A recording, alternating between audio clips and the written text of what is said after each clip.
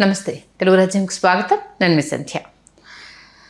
చింతకాయల విజయ్ రాజ్యసభకు వెళ్ళిన తర్వాత నర్సీపట్నం దగ్గర ఆ లోటు అనేది చాలా స్పష్టంగా కనిపిస్తోంది. ఈ నేపథ్యంలో అక్కడ ఎవరు ప్రాతినిధ్యం వహిస్తారు అని కానీ, ఇన్ఛార్జిగా ఎవరు ఉంటారని కానీ, పార్టీని నడిపించబోయే వాళ్ళు ఎవరు అన్నాక ఈ చర్చ పెద్ద ఎత్తున జరుగుతుంది.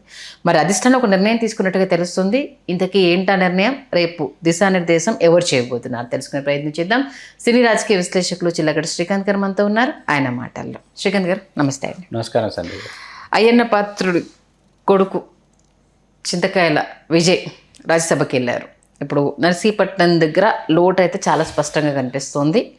ఎవరి వైపు అధిష్టానం అడుగులు వేయబోతోంది, ఎవరు దిశానిర్దేశం చేయబోతున్నారు?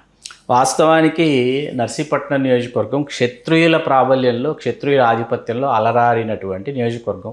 సాయి సూర్యనారాయణ రాజు గారని వారి ఆధిపత్యంలో దశాబ్దాల తరబడి వారి ఏలుబడిలో ఉన్నటువంటి నియోజకవర్గం. మధ్యలో ఒకసారి రుతల లచ్చాపాత్రుడు మాత్రం విజయం సాధిస్తే సాయి సూర్యనారాయణ రాజు గారు అటు కాసు బ్రహ్మానందరెడ్డి గారి క్యాబినెట్లో, పివి నరసింహారావు గారి క్యాబినెట్లో, జలగం వెంగళరావు గారి క్యాబినెట్లో రాష్ట్ర మంత్రిగా రాణించినటువంటి సాగి కుటుంబం చేతుల్లో నుంచి 83 ఎన్నికల నుండి అయ్యన్న పాత్రుడు గారు ఈ నియోజకవర్గాన్ని వారు తమ ఆధీనంలోకి, తమ ఏలుబడిలోకి తీసుకోవడం, కొప్పులవెల్మ సామాజిక వర్గానికి చెందిన చింతకాయల అయ్యన్న పాత్రుడు గారు నాటి నుంచి నేటి వరకు కూడా వెలమల ఆధిపత్యంలో నర్సీపట్నం నియోజకవర్గం. మధ్యలో ఒక్కసారి సాయి కృష్ణమూర్తిరాజు గారు ఒక్కసారి మాత్రమే 89 ఎన్నికల్లో గెలుపొందారు కాంగ్రెస్ పార్టీ అభ్యర్థిగా. మిగతా అన్ని ఎన్నికలు 83, 85, ఆ తర్వాత 94, 99, 2004లో బోళం ముత్యాల పాప అని 2009 ఆవిడ వెలమ సామాజిక వర్గం, వారు ఒక్కసారి కాంగ్రెస్ పార్టీ అభ్యర్థిగా గెలిచారు. మిగతా అన్ని ఎన్నికల్లో కూడా చింతకాయల అయ్యన్న పాత్రుడు గారే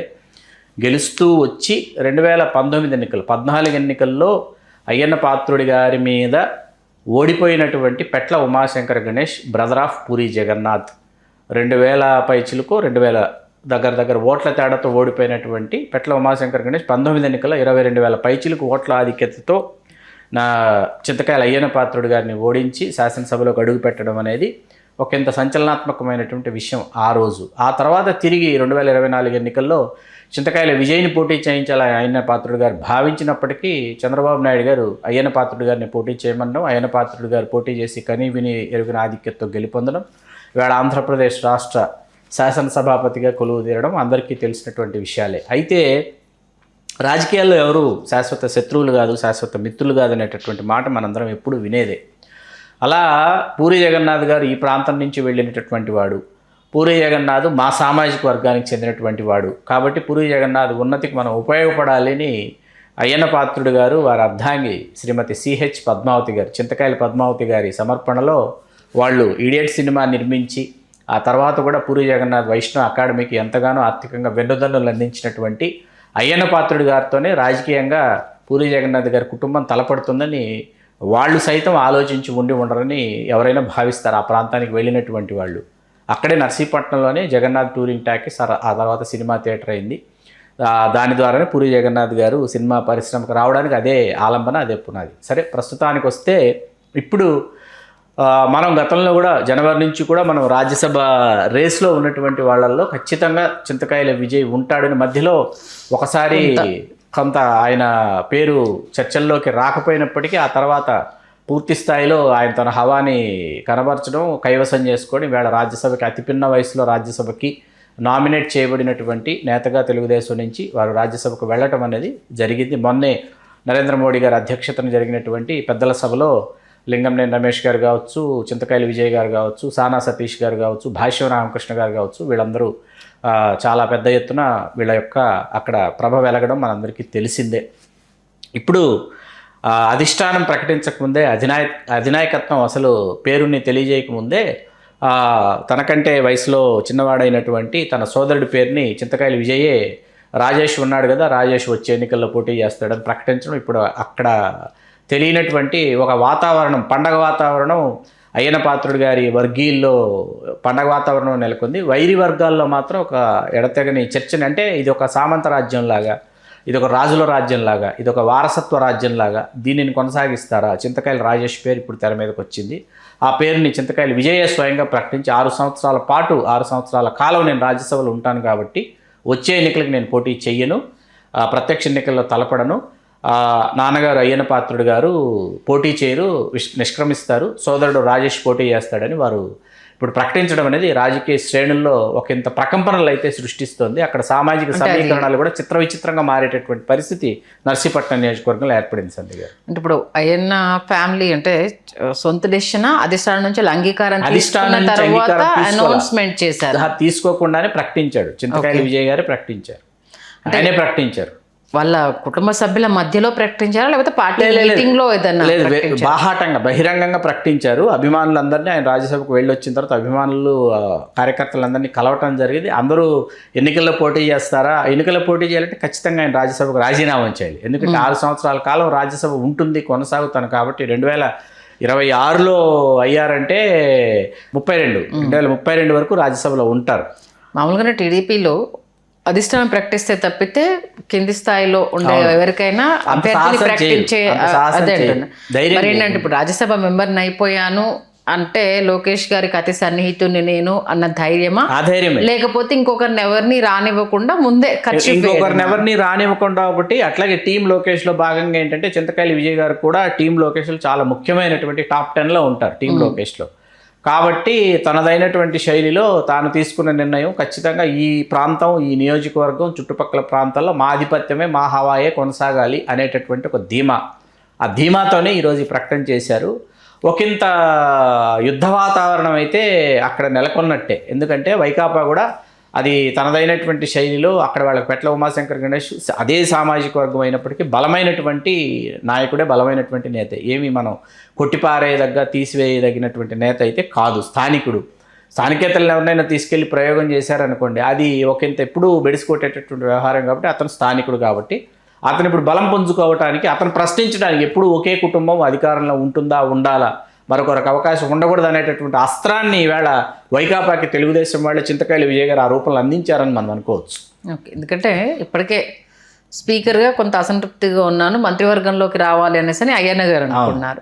కొడుకేమో రాజ్యసభ ఇచ్చారు కాబట్టి ఇప్పుడు అడగాల వద్దా అన్న సందిగ్ధంలో ఉన్నప్పుడు వాళ్ళ నిర్ణయం తీసుకొని ప్రకటించడం మరి అధిష్టానం దృష్టిలో ఇది వాళ్ళకి ఏదైనా రివర్స్ అయ్యే అవకాశం ఉండదంటారు? అంటే ఇవన్నీ ఏంటంటే ఒక విధంగా అధిష్టానాన్ని ఇరుకుని పెట్టేటటువంటి విషయాలేనండి. అధిష్టానాన్ని ఇరుకుని పెట్టి, అధిష్టానాన్ని ఇరకాటంలో పెట్టి, అధిష్టానం ఒప్పుకుంటుందా ఒప్పుకోదా, లేకపోతే అధిష్టానం అనుమతిస్తుందా అనుమతించదా అనే లోపే వీళ్ళే తమ యొక్క ఆశయాల్ని వీళ్ళే తెలియజెప్పేసి ప్రజలు అనుకుంటున్నారు మమ్మల్ని స్వాగతిస్తున్నారు కాబట్టి మీరు ఖచ్చితంగా మాకే అవకాశం ఇవ్వాలి అనేటటువంటి చర్చ అధిష్టానం ముందు పెడతారనమాట. అధిష్టానం మధ్యలో ఇంకేదో సమీకరణం, ఇంకేదో ఆలోచన చంద్రబాబు నాయుడు గారికి ఉంటుంది. ఎందుకంటే రాజ్యసభలో కొనసాగుతారు. అయ్యన్న పాత్రుడు గారు నిష్క్రమిద్దాం, వచ్చే ఎన్నికల్లో పోటీ చేయకూడదని వారు అనుకుంటున్నారు. కాబట్టి మరొకరికి ఎవరికైనా అవకాశం ఇద్దామా అనేటువంటి వి శ్రీరామ్మూర్తి గారిని, మీకు అయ్యన్న పాత్రుడు గారు ఒకసారి 1996 అనుకుంటాను లోక్సభ ఉప ఎన్నికల్లో ఆయన లోక్సభకు కూడా అనకాపల్లి నుంచి ఆయన పోటీ చేసి గెలుపొందిన సందర్భంలో వి శ్రీరామ్మూర్తి గారిని ఆయనకు అప్పుడు అవకాశం ఇచ్చారు తెలుగుదేశంలో. అట్లా అంటే అదే సామాజిక వర్గమా లేకపోతే మరొకటి ఇంకోటి పక్కన పెడితే పార్టీ కోసం కేవలం ఈ కుటుంబమే కాకుండా మిగతా సామాజిక వర్గాల్లో కావచ్చు, మిగతా ద్వితీయ శ్రేణి నాయకుల్లో కావచ్చు, చాలామంది చాలా కాలం దశాబ్దాల తరబడి పార్టీతోనే కొనసాగినటువంటి వాళ్ళు ఉంటారు. అంటే కొత్త నాయకత్వం రావాలి, సరికొత్త నాయకత్వం రావాలి, యువరక్తం రావాలంటే వాళ్ళకు అవకాశం ఇవ్వాల్సినటువంటి పరిస్థితి రాజకీయ పార్టీలో ఉండాలి. తెలుగుదేశంలో సాధ్యం అవుతుంది. అది సాధ్యమయ్యేటటువంటి పరిస్థితులు ఏంటంటే ఇవి ఒకంత ప్రతిబంధకాలు అవుతాయి, అవరోధాలు అవుతాయి. ఎందుకంటే ఇప్పుడు లోకల్ బాడీ ఎలక్షన్స్ ఉన్నాయి, నవంబర్ లోపు జరిగిపోతాయి. అదేంటున్నా ఇప్పుడే అంటే ఏకపక్షంగా ప్రకటించడము పార్టీ క్యాడర్లో ఎవరన్నా కాదన్నా వీళ్ళ ఆధిపత్యమే కంటిన్యూ అవుతుందని ఒక వ్యతిరేకత అయితే ఉంటుంది. ఎందుకు ఇంత ఎర్లీగా అంటే వేరే వాళ్ళు కర్చీఫ్ వేయడానికి సిద్ధంగా ఉన్నారా, లేకపోతే అందులో ఎవరైనా అధిష్టానానికి దగ్గరగా ఉన్నారా, ఈ భయంతోనే ముందుగా ప్రకటించారంటే? అధిష్టానానికి ఎప్పుడు ఖచ్చితంగా ద్వితీయ శ్రేణి నాయకులు సంబంధ బాంధవ్యాలు చాలా మెరుగ్గానే చేసుకుంటూ ఉంటారండి. ఎందుకంటే అయ్యన్న పాత్రుడి గారికి కూడా తెలుసు తన కుటుంబం కాకుండా తనతో పాటు ప్రయాణించినటువంటి వాళ్ళల్లో ఎన్నికలు ఎదుర్కోగలిగినటువంటి స్థాయిలో కొంతమంది నాయకులు తయారయ్యారు అనేటటువంటి విషయం ఆయనకు తెలుసు. మీకు ఇప్పుడు మాడుగుల అనేటటువంటి ఒక నియోజకవర్గం, ఈ మాడుగుల నర్సీపట్నం రెండు పూర్తి స్థాయిలో కొప్పుల వెలమల యొక్క ఆధిపత్యం, కొప్పుల వెలమల ప్రథమ స్థానంలో ప్రథమ సంఖ్యలో ఓటర్లుగా ఉండేటటువంటి నియోజకవర్గాలు. ఇక్కడ మీకు మాడుగుల నియోజకవర్గంలో వరుసగా 82 ఎన్నికల్లో ఏమైందంటే ఎన్టీ రామారావు గారు, నాదెండ్ల భాస్కరరావు గారు ఉమ్మడి విశాఖ జిల్లాకు వచ్చేటప్పటికి వెలమలకి ఎక్కువ మందికి అవకాశం కలిగించుకుంటూ పోటీ చేసేటటువంటి అభ్యర్థులుగా వాళ్ళని ప్రకటించుకుంటూ వెళ్తున్న క్రమంలో కాపుల నుంచి కొంత వ్యతిరేకత ఎదురైంది. వ్యతిరేకత ఎదురైనప్పుడు రామారావు గారు, భాస్కర్రావు గారు ఆలోచించి మాడుగుల నియోజకవర్గాన్ని కాపులకు కేటాయిస్తే ఎట్లా ఉంటుందని ఒక ఉపాధ్యాయురాలికి, మహిళా ఉపాధ్యాయురాలికి కేటాయించారు. ఆవిడ క్యాండిడేటు. డమ్మీ క్యాండిడేట్గా ఇంకోరు కూడా నామినేషన్ దాఖలు చేస్తారు. డమ్మీ క్యాండిడేట్గా కొప్పులవెల్మ సామాజిక వర్గానికి చెందినటువంటి ఒక ఉపాధ్యాయులు, ఆయన కూడా మాస్టరే, ఆయన కూడా డమ్మీ క్యాండిడేట్గా నామినేషన్ దాఖలు చేశారు. చేసిన తర్వాత కొన్ని సాంకేతిక కారణాల వల్ల కాపు సామాజిక వర్గానికి చెందినటువంటి ఆ మహిళా ఉపాధ్యాయురాల యొక్క నామినేషన్ తిరస్కరించబడేటప్పటికి ఏం చేయాలి? డమ్మీ క్యాండిడేట్గా వేసినటువంటి ఉపాధ్యాయులు ఎవరైతే ఉన్నారో ఆయనని క్యాండిడేట్గా ప్రకటించారు. ఆయన కొప్పులవెల్మ సామాజిక వర్గం. ఆయన పేరు రెడ్డి సత్యనారాయణ గారు. రెడ్డి మాస్టారు అని పిలుస్తారు. మీరు నమ్మరు సంధ్య గారు 83, 85, 89, 94, 99 వరుసగా 5 ఎన్నికలలో గెలిచి ఆయన రాష్ట్ర మంత్రి అయ్యారు, టీటీడీ బోర్డు సభ్యులయ్యారు. రాజకీయం అంటే రాత అండి. రాజకీయం అనేది రాత. కాబట్టి ఏంటంటే ఎప్పుడు ఏం జరుగుతుందో రాజకీయాల్లో ఎవరు ఊహించలేనటువంటి పరిస్థితుల్లో ఇవాళ రాజకీయాలు సమీకరణాలు ఉన్నాయి. సాంస్కృతిక, సామాజిక, రాజకీయ సమీకరణాలు, ఆర్థిక సమీకరణాలు ఏ స్థాయిలో అక్కడికి వెళ్ళిన తర్వాత ఆ 11th అవర్లో ఏ స్థాయిలో వాటి యొక్క ప్రభావం ఉంటుందన్నది రాజకీయాలకు చేరువుగా వెళ్ళినటువంటి వాళ్ళకి మాత్రమే అర్థమయ్యేటటువంటి అంశాలు అన్నమాట ఇవన్నీ. చూద్దాం మరి వీళ్ళ దూకుడికి అధిష్టానం ఎలాంటి సమాధానం చెప్తుందనేది, మిగతా వాళ్ళ ప్రయత్నాలు ఎలా ఉంటాయనేది మంచి విశ్లేషణ అందించారు. థ్యాంక్ యూ శ్రీకాంత్ గారు. ధన్యవాదాలు సంధ్య గారు. హలో, తెలుగు రాజ్యం ఛానల్ చూస్తున్నారా? సామాజిక, రాజకీయ, జీవన చిత్రణే తెలుగు రాజ్యం. అతిశయోక్తులు, అసత్యాలు ఉండవు. రాజకీయ కోణం కాదు, ప్రజా కోణమే కొలబద్ద. తెలుగు రాజ్యం వీక్షణ మీ ఉత్తమ అభిరుచికి నిదర్శనం.